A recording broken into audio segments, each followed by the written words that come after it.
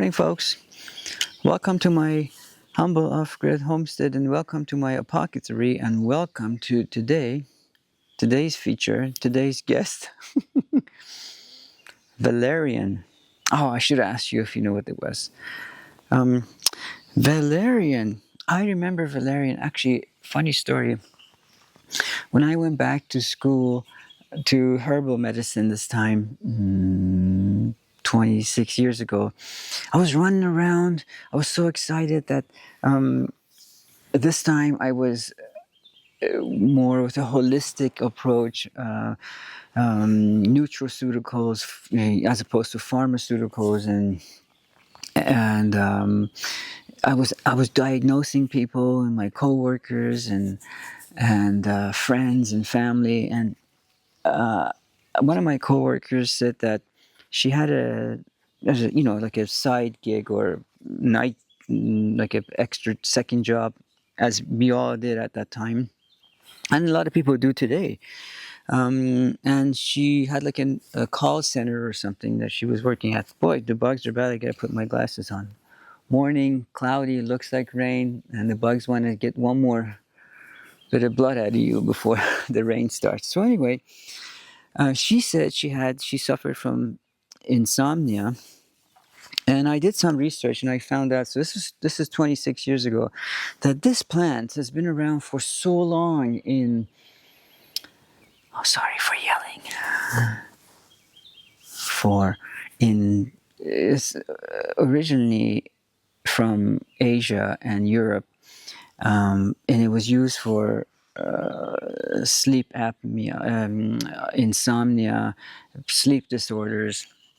Not just for them, but mostly that. And it's the root of it that you actually use. No, I don't actually remember or know if other parts of it is usable, like the flowers or the leaves, but I know about the roots. And you can buy the roots in they come in different forms. But for her, I at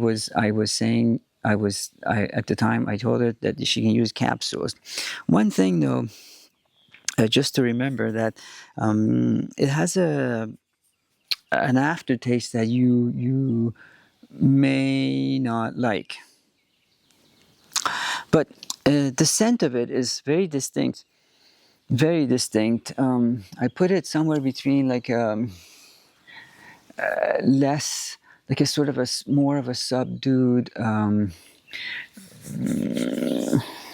No, that's not a good description. What can I liken it to that you would know that grows maybe in where you live?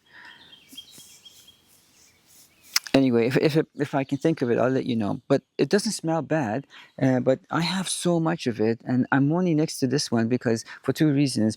I read once somewhere that they grow about a couple of feet tall, and I'm not a couple of feet tall. I'm not a big guy. I'm not a tall guy.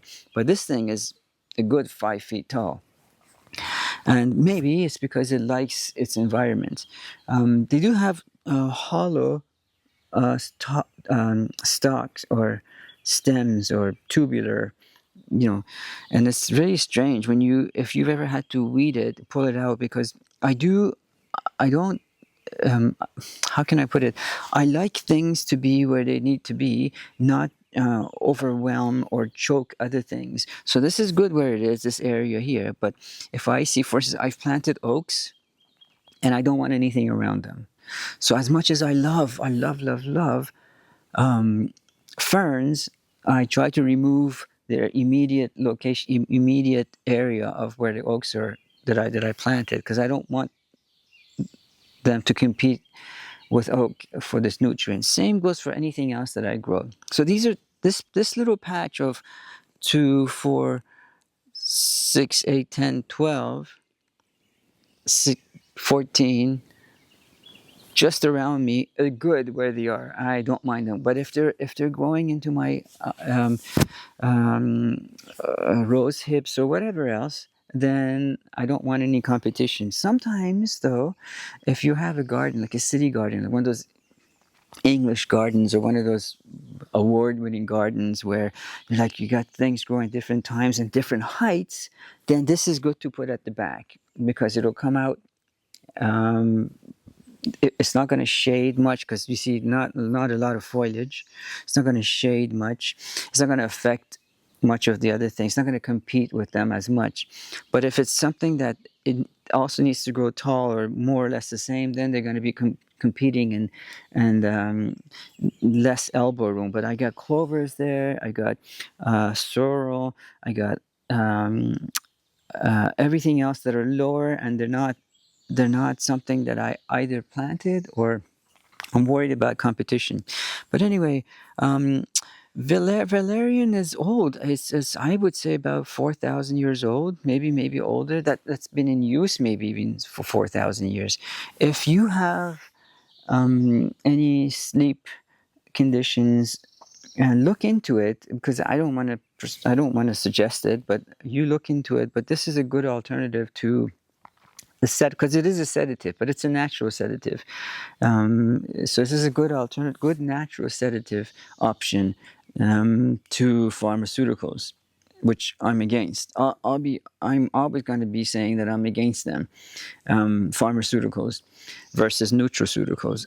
But I'm not going to recommend this. I'm just saying that look into it. I don't know how much I can bend it before it snaps, so let's not do it. That really adds to the overall garden. I don't know if it's invasive, so I try to contain it somehow.